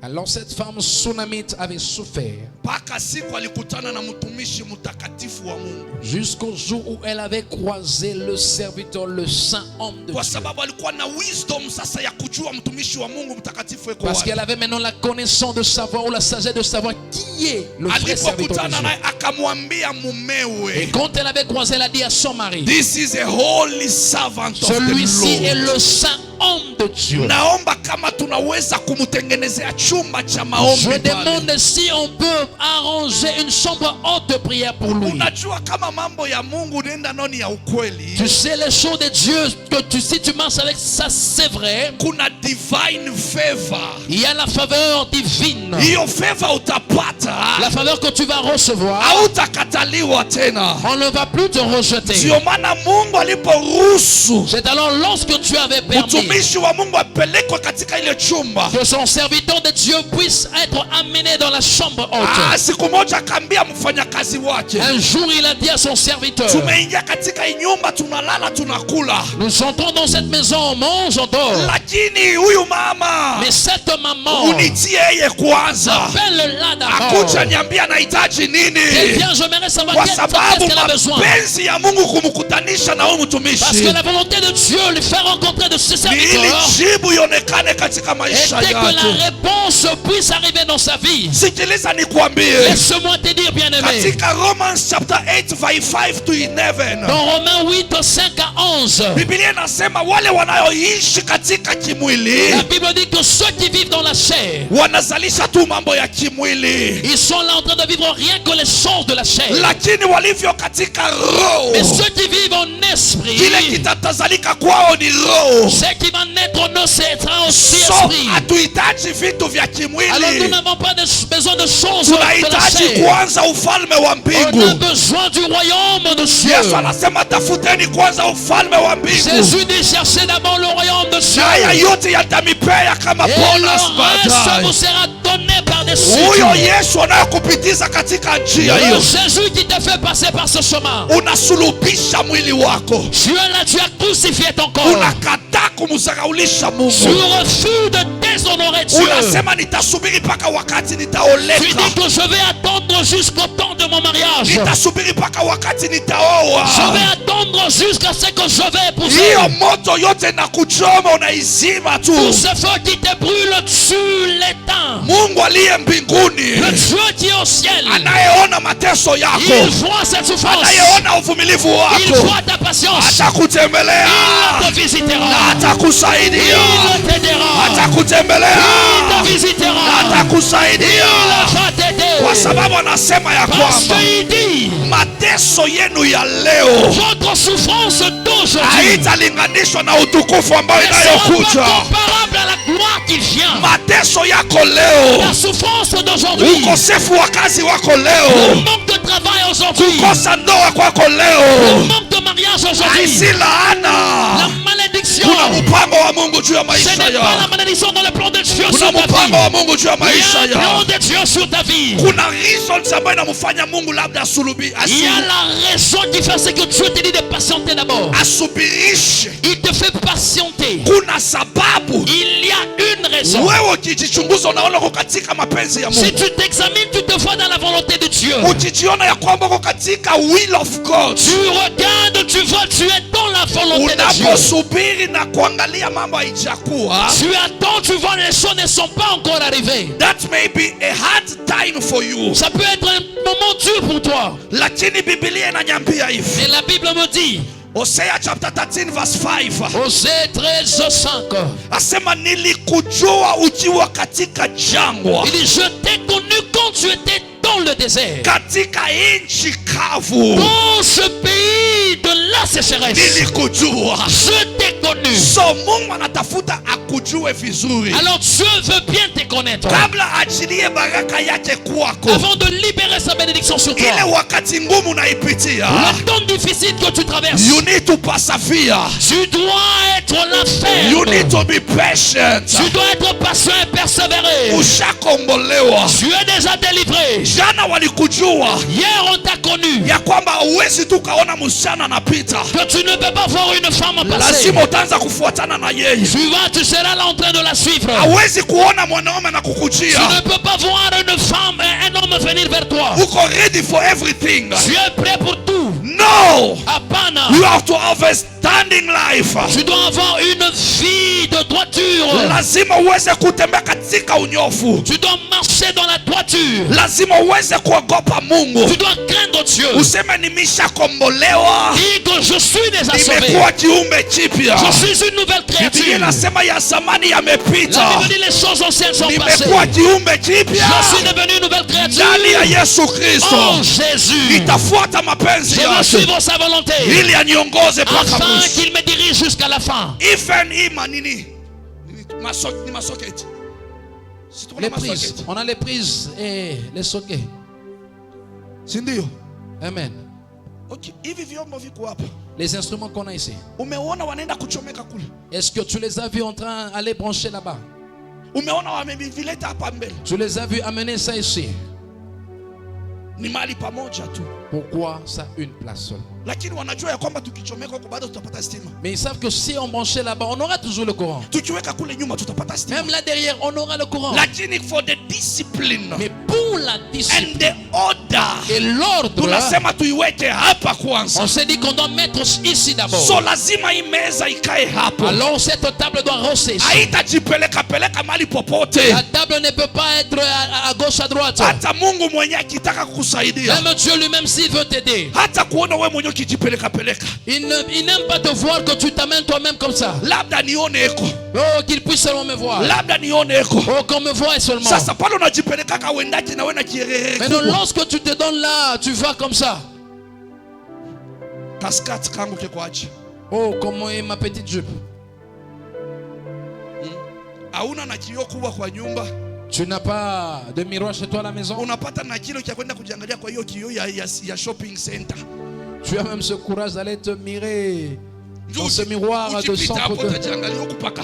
Là au supermarché, tu es là, tu te regardes. No. Non, Unajipeleka kwa moto peke yako. tu t'amènes devant le feu toi-même. Kesho tukianza kukuuliza swali, Et demain, si on t'est posé la question ici, ni shetani. c'est le diable. Wewe ulimuona shetani wapi? Tu as vu le diable Umuita akuja pashuhudie kama yeye ndo alikutuma. qu'on appelle le diable qui vient témoigner si c'est lui qui t'a envoyé? Alikukopesha miguu. Est-ce qu'il t'a emprunté les pieds? Alikuja na uba yake anakuambia tuende. Il est venu avec son Uber, il t'a dit Ama allons-y. alikufunga nkamba naenda kupeleka kule. Oui, il t'a lié, il t'a dit il est allé t'amener là. Surienda mwenyewe. Tu es le seul. Uienda kufanya nini? Qu'est-ce que tu es allé Oh, faire? nilikuwa nataka tu ni msurprise. Oh, j'ai voulu juste lui faire une surprise. Oh, nijue kama iko na mtu mwingine. Savoir s'il a une autre personne. Wewe umeona tu mbuzi na majani ukiweka pamoja ni Toi, tu majani vois taka. seulement la chèvre et l'herbe, on met là à côté, l'herbe sera. Supate kwa hekima. Et quand même la sagesse. Si lazima paka tuweke mikono hapa baba leta On hekima. ne doit pas être ici dire mais poser les médecins dans la sagesse. Hata Non. mguu tukiwekelea Même si on haitakuja. mettait le pied, ça ne viendra pas. Lazima wewe ukomae. Tu dois toi-même Uweze croître kumachua. et devenir mature. Hapana. Non. Hata dhahabu iko chini ya udongo. Même l'or qui est sous la terre, Imefichwa. c'est caché. Sasa wako Mais non, toi, là, tu es- No. Non, hapana. Hapana. Non. Kataa. Refuse. Sema mimi nakataa. Dis je refuse. Ni bora wakuite mjinga, Mieux vaut qu'on t'appelle insensé, lakini uepuke mais que tu puisses éviter temptation ya Mungu la tentation ambayo itakupeleka mbali na mapenzi ya Mungu. qui va t'amener loin de la volonté Kama wewe de ni Dieu. kijana unaona tu Si tu es jeune, tu vois seulement, unaanza kuona paka malipstick leo wanakuwekea huko, kesho wanakuwekea huko. tu commences à voir les rouges à lèvres ici. Unaanza kuona ni maua tu. Tu crois que ce sont les fleurs. Ah, mimi napendwanga tu. Oh, moi on m'aime seulement. Aba nikataange. Oh, on ne me refuse jamais. Ah, Biblia inasema La Bible anza dit, mbio. fuis. Anza mbio. Fuis. Usisimame. Ne t'arrête pas. Baba. Fuis. Si nilikwambia hapa ile siku. Je t'avais dit ici l'autre fois. Wakati unaandamana na mwanaume, Lorsque tu es là en train de te poursuivre avec un homme, buku nenda ni hivi. tu cours comme ça. Si buku nenda tu. Tu cours. Buku na speed kwa miguu. Là, tu as la rapidité à tes pieds. Lakini ile maua ikibadilika, Mais lorsque ces fleurs se transforment, shetani anasema mimi nimesign. le diable dit que j'ai signé. Ndoa inaanza hapa. Le mariage commence ici. Sasa na yeye anasema Le pasteur aussi dit, lazima ijulikane na watu c'est doit être connu auprès Ah, des sasa gens. muende katika dunia Maintenant, allez maintenant dans le monde. mukajulishe kwamba kuna baraka. Allez faire connaître qu'il y a Ah, la munaanza bénédiction. kutana. Vous allez maintenant. Mate naanza kutemeka. Oh, tu commences maintenant à jeter la salive. Nilisema vision iko na steps ngapi? Vous avez dit la vision a combien d'étapes? Kuna conception, Il y a la conception, kuna development, il y a le développement, kuna labor, il y a le na comportement, kuna birth. et il y a aussi la Sasa naissance. unaanza na tumate. Maintenant, tu commences avec la salive. Kuja kanisani. Reviens à l'église. Oh, niko na shughuli. Oh, j'ai des courses. Oh, sijisikii Oh, poa. je ne me sens pas bien. Wamama wakikutafuta Lorsque les mamans te cherchent, wanaona karangi kameanza on kuchange. trouve que la couleur commence à changer. Sasa ni nini liendelea? Maintenant, qu'est-ce qui se Oh, passe? si ni huyu alisema atanioa. Oh, c'est celui-ci qui avait dit qu'il va m'épouser. Lakini nikimpigia simu sijue Mais tena. lorsque je l'appelle, il ne répond plus. Mais unaonekana kuna mimba. C'est comme si tu as la grossesse. Mi sijui. Je ne sais pas. Sasa utaiona na kioo. Maintenant, tu verras ça avec une miroir. Hapana. Non. Ni kunidanganya tu, ni mafuta najipakanga. Ah, c'est juste la Sawa. lotion que j'applique. Aiendage nyuma inaendaga wapi? Ça ne retourne pas. Ça Sasa va vers mwebale l'avant. sasa. Maintenant, c'est ça. Oh, mama anakuandama kwa nyumba. Oh, maman te chasse à la maison. Sitaki kukuona Je kwangu. ne veux plus te voir chez moi. Unanyaibisha. Tu m'as déshonoré. Unatembea katika manjia sio Tu stahili. marches dans des voies qui ne sont Wendo pas bonnes. tafutane na mwenye Ah, nyumba. va chercher l'homme qui t'a donné ça. Tafutana na Devi. Va chercher, je ne sais pas moi, des vies. Tafutana na Lebo. Va chercher les bons. Lebo. Oh, les bons. Uko wapi? Où es-tu? Oh, nilienda kufanya mazoezi Tao. Oh, je vais aller twende. faire des répétitions en ville. Allons-y. Allons-y, allons-y. Mi mpaka unibebe. Moi, tu dois me prendre. Mi mpaka unibebe. Moi, tu dois me prendre. Sikuache. Je te laisse Wewe pas. mwenye hii. C'est toi qui es propriétaire de Hapana, ça. nilikuambianga. Je t'avais dit. Haukusikia. Tu n'avais pas entendu. Sasa nimekuambia. Maintenant, je te dis. Miwani yangu inakuwa iko black. Ah, mes lunettes ne voient pas, c'est noir. Unaweza kunichenjia hayo? Est-ce que tu peux me les changer? Si uende utafute ophthalmologist. Va chercher les ophtalmologues. Anaanza kukupea majibu. Maintenant, ils commencent à te donner des réponses. Mimi natunzanga macho mimi. Est-ce que moi, je soigne les yeux? Kama huoni vizuri si uende kule. Si tu ne vois pas bien, va chez un ophtalmologue. Haleluya. Amen. Haleluya. Amen. So majibu itatoka. Alors, il y aura des réponses. Lakini ukivumilia hiyo wakati ngumu, Mais si tu patientes dans ces temps durs, yeye Mungu anajua kuteseka kwako. Dieu connaît ta souffrance. Unajua yote unaipitia. Il connaît c'est par quoi tu traverses. Kitu ya pili, La deuxième des choses, inakusababishia wewe ukuje close na Mungu. ça t'amène à être encore plus près de Dieu. Unapovumilia na kujituma, anakuweka karibu na yeye. Lorsque tu supportes, tu patientes, il te met près de lui. Hata shetani akikujaribu aje unasema no. Même quand le diable vient te tenter, il te dit non. Job chapter 1 verse 9. Job 1:9. Biblia inasema La Bible dit, shetani anamuuliza Mungu, le diable pose la question à Dieu. kweli unamchunga tu Job kwa bure? Tu gardes Job en vain comme ça? Il dit non. Kwa nini tu unamchunga Pourquoi huyu? est-ce que tu le protèges comme ça? Anamwambia usicheze na Job. Il dit, ne te joue pas de Job. Sefasa kaingi na hiyo michezo. Cephas n'a pas tes sales blagues. Sefasa anaanzanga mbio. Cephas fuit. Sefasa anakujanga mbio kwa mama. Cephas vient auprès de maman et dit, maman, Tala oyo. ah, regarde celle-ci, angalia huyu. Azotungisanga mingi. Ananisumbua tu sana. Ana boy nanga. Mila mshtaki. Na yebi tena sala nini? Sijui atanifanyaje. Anakojima kaka. Nitakimbia. We sasa unasema hapana koloba Maintenant toi tu te. te dis non, usiseme. Nazae ngambe mobali. Mimi sasa ni mwanaume sasa shujaa. Akoyebi sasa inazala kama mobali ya solo solo. Nitaonyesha mimi ni mwanaume. Soki kamili. likambo yeye. Kama shida inakuja. Ule alikuwa mkubwa. Oh, tu étais grand. Sonyi. Aibu. Hallelujah. Amen. I want to finish by saying this. J'aimerais finir par dire ceci. Psalm 62 verse 11. Psalm 62, 11. Psalm 62, 11. Psalm 62, 11. The Bible La says, Bible dit, Daudi anasema, David dit, God has spoken once, Dieu a parlé. but I've heard, Dieu a parlé une fois, mais j'ai entendu twice. 2 fois. Amenena mara moja, Il a parlé une fois, lakini nimesikiliza mara mais 2 fois j'ai entendu. Aha. Na wewe unaweza kusema hivyo. Est-ce que toi aussi tu peux dire ça? Because I know the will of God upon my life today. Parce que je connais la volonté de Dieu sur ma vie aujourd'hui. Can I hear twice? Est-ce que je peux entendre 2 fois? Can I understand twice? Est-ce que je peux comprendre 2 2 fois. The message that the Lord has given to me. Le message que Dieu m'a donné. Psalms 32 verse 8. Psaume 32, 8. God is telling him, Dieu est en train de lui dire, I will instruct to you. je veux te donner l'instruction. I will show you the way to go. Je te montrerai la voie que tu dois suivre. Because my eyes are upon you. Parce que mes yeux sont sur toi. So macho ya Mungu ikiwa juu yako, Alors, le regard de Dieu, si elle est sur toi, ni kumaanisha unakubali akuongoze. cela veut dire que tu acceptes qu'il te guide. Katika njia yote utapitia. Dans tous les voies que tu passeras. Inua mikono yako niombe na wewe tu. Lève juste ta main, j'aimerais prier avec toi. I know the Lord has a plan with you. Je sais que Dieu a un plan avec toi. What is the will of God upon your life? C'est quoi la volonté de Dieu sur ta vie? Are you ready to submit yourself? Es-tu prêt de t'abandonner? Are you ready to obey the voice of the Lord? Es-tu prêt à obéir à la voix de Dieu? Which voice are you listening to? Quelle est la voix que tu écoutes? Men can speak to you. Les gens peuvent te parler. Ladies can speak to you. Les femmes peuvent te parler. Bosses can speak to you. Les boss peuvent te parler.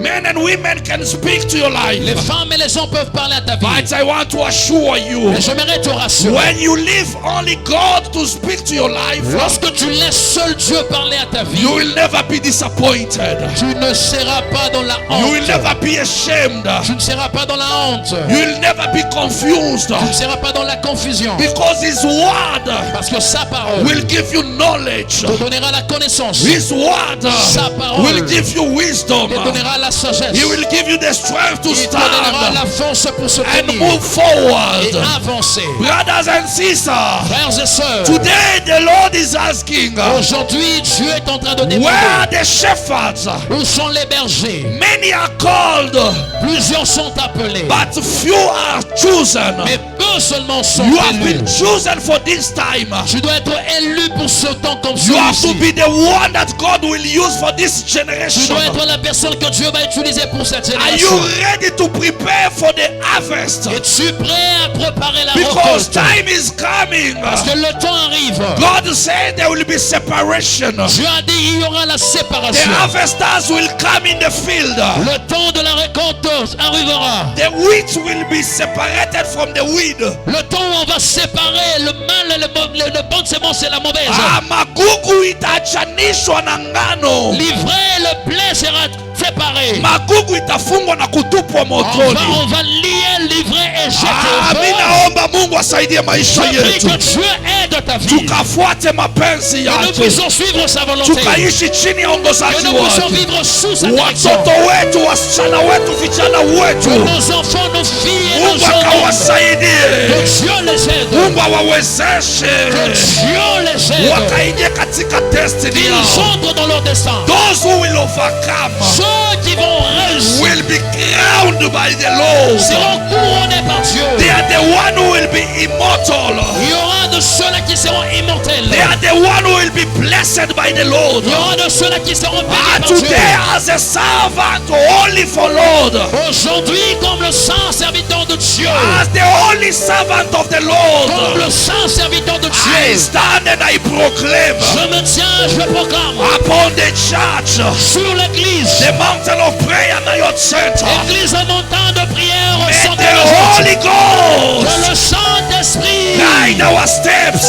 que le Saint-Esprit guide nos pas, May the Holy que Ghost le Saint-Esprit lead us. nous guide, May the Holy que le Ghost Saint-Esprit give us wisdom.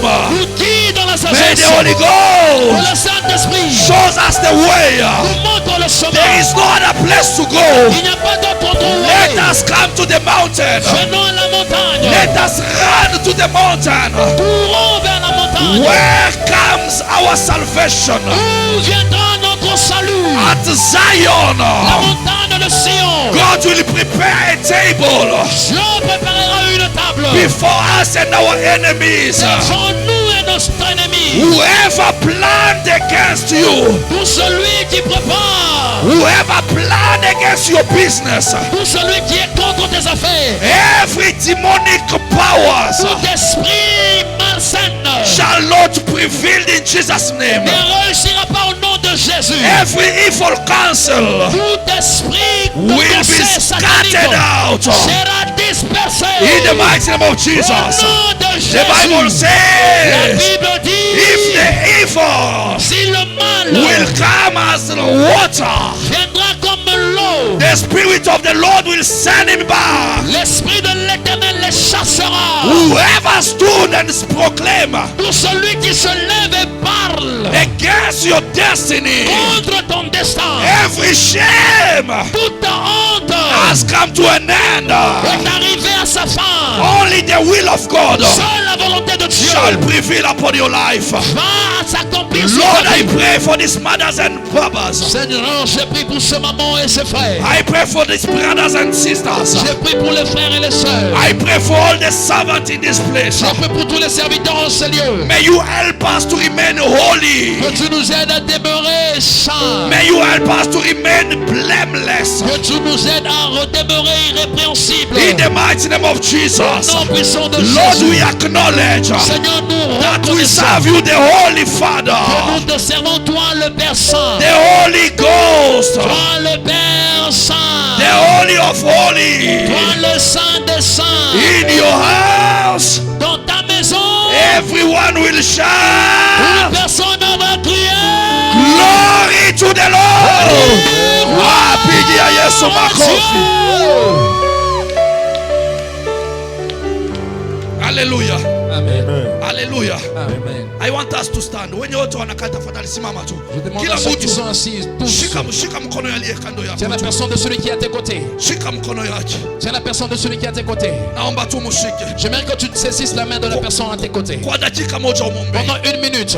Kama unaona unashikana na mtu, Si tu vois que tu as saisi la main d'une personne, umombe tu Mungu. prie pour la personne, dis à Dieu. Naomba mulinde jirani Seigneur, yangu. je prie, protège mon voisin ou ma voisine. Aishi maisha ya Qu'il utakatifu. vive la vie de sainteté. Aishi maisha ya Qu'il blameless. vit une vie irrépréhensible. Baba, tuko katika nyumba Seigneur, yako. nous sommes dans ta maison. Unasema tuishi katika unity. Tu nous demandes de vivre dans l'unité. Baba, naomba utulinde Seigneur, je prie, protège-nous. katika jina la Yesu. Au Omba, nom de Jésus, tu paza peux sauti prier. yako. Élève ta voix et prie. paza sauti yako. Élève ta voix. Umwombee tu, Prie pour la personne. umwombee Bwana. Prie pour l'éternel. Ninamwombea Et Seigneur, je prie pour lui. Samuel Je prie pour lui. na kumfunika na damu yako.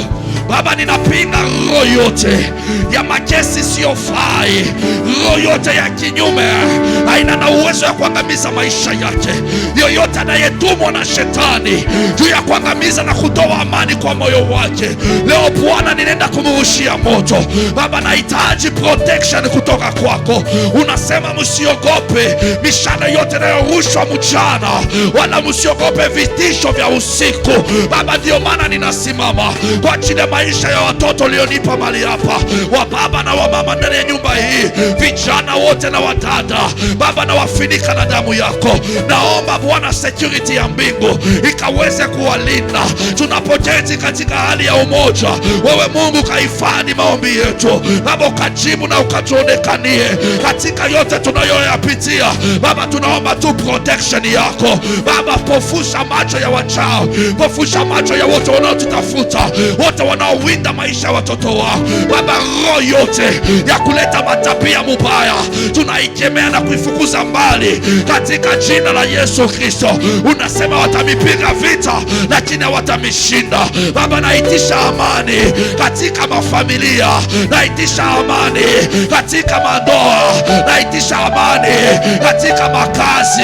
Bwana wa uwezo, mipango ya adui haina na nguvu ya kujidhihirisha Baba. Tunakanusha na kunyamazisha kila ulimi inayostaki watoto wako. Biblia inasema msiogope hata mkipelekwa hukumuni. Baba, wengine wasichana mali hapa wanasumbuliwa na wazazi, wanapenda kuwatuma katika njia isiyofaa, lakini wewe Mungu wa huruma, naomba wa protect wasichana wako, protect vijana wako Baba, ukatimize kile ulipanga juu yao Baba. Wape roho ya kuvumilia, wape roho ya utu utulivu. Baba, watumishi wako leo wanaanza kuhukumiwa katika maeneo tofauti, lakini ninachokujua, kama huyu Mshunami aliweza kujua ya kwamba huyu ni mtumishi mtakatifu wa Bwana, Baba, katika mlima wa Nayot, naomba watumishi wako acha waendelee kukuogopa, acha waendelee kukuogopa, waishi maisha itakupendeza, ili we Mungu jioneshe katika huduma uliyowapea. Mungu wa neema, naomba kaweze kutuelimisha mahali hapa kila siku Bwana, tunapoingia tusitoke jinsi tuliingia, hata kwa wote wanaotufuata Bwana, mahali kote waliko Jehova, ninawaombea uwezo wako we Mungu, kawalinde ukawawezeshe Baba. Ninaombea hata the mountain of prayer na Youth Center kule Lubumbashi Baba, wanapoingia katika maombi ya 21 days, Mungu ninakuhitaji wewe Mungu uliyewaleta kama watoto. Naomba hii branch ikakuone, ikaonekaniwe na uwezo wako. Roho Mungu ukawafungulie mbingu yako na kuwaonesha mipango iliyo nayo juu yao. Asante wetu Mungu, tunapona matendo yako tutashuhudia ukubwa hata kwa wale wakuweza kuja. Roho Mtakatifu, naomba ukawafundishe hata kwa mandoto, ukawafundishe hata kwa ujumbe, ukawafundishe kwa kutuma malaika watembelee. Uwezo wako Bwana iwakomboe katika kila maskani, hata wageni wetu wote waliokuja mahali hapa Baba, ninawaombea na kubariki maisha yao. Mungu wa uwezo, onekania kila mmoja. Tunaombea wiki yote mikononi mwako, programu yote ya maombi na mipangilio mahali hapa. Kwa uwezo wako Bwana, tupe nguvu mpya, wiki iwe ya baraka kwa maisha kila mmoja. Kwa yote Bwana tutakutolea, naomba Bwana ukaipokee na kuikubali katika jina la Yesu, katika jina la Yesu. Sisi wote tunapiga makofi na tukisema amen. Haleluya. Bwana Yesu asifiwe. Keti, tunabaki tuna dakika 2 tumalize. Hii dakika 2 ya kwanza, I want to honor kile mtu amepokea na Mungu na jukumu ambayo Mungu akimpea mtu mtumishi wake, mimi naliheshimu. Amen. I know some of the people who came here on Wednesday when we were talked about hospitality and offering. Hallelujah. Na mimi mtumishi wa Mungu alisema, naomba Mungu asaidie, kama unafeel kuna vitu vingine unaomba but vinafungua kupitia kile kitu ambacho unaweza kufanya. Amen. So because he is here, I want to welcome him. Dr. Holly Mwenze, karibu. Piga makofi anapokaribia. Hallelujah. Ndio, kwa sababu yeye ndo alikuwa mwalimu hiyo siku. Amen. The inspiration was upon his life na akaweza kutunenesha. Nitaomba tu atupeleke katika hiyo kipindi kabla hatujapokea sadaka yetu, ili aombee wale ambao walikuwa wamesikiliza hiyo ujumbe. Alléluia. Amen. Est-ce qu'on peut acclamer le Seigneur? Tunaweza kumpigia Bwana makofi. Est-ce qu'on peut acclamer le Seigneur? Tunaweza kupigia Bwana makofi. Que le Seigneur vous bénisse abondamment. Mungu awabariki kwa utele. Nous vous disons merci d'être venus encore aujourd'hui. Tunasema asante kwa kuja kwenu mahali hapa leo. Nous bénissons le Seigneur pour cette parole que nous avons reçue. Tunashukuru Mungu kwa neno ambalo tumelipokea. Et nous sommes bénis ce matin. Na tumebarikiwa leo. Alléluia. Amen. Et très rapidement, kwa haraka, nous aimerions passer par ce service. Napenda tufanye hiyo kazi. Nous avons dit, tulisema, il y a des choses qui ouvrent. Kuna vitu vinafungua le ciel. Mbingu. Car on parlait sur la visitation angélique. Kwa sababu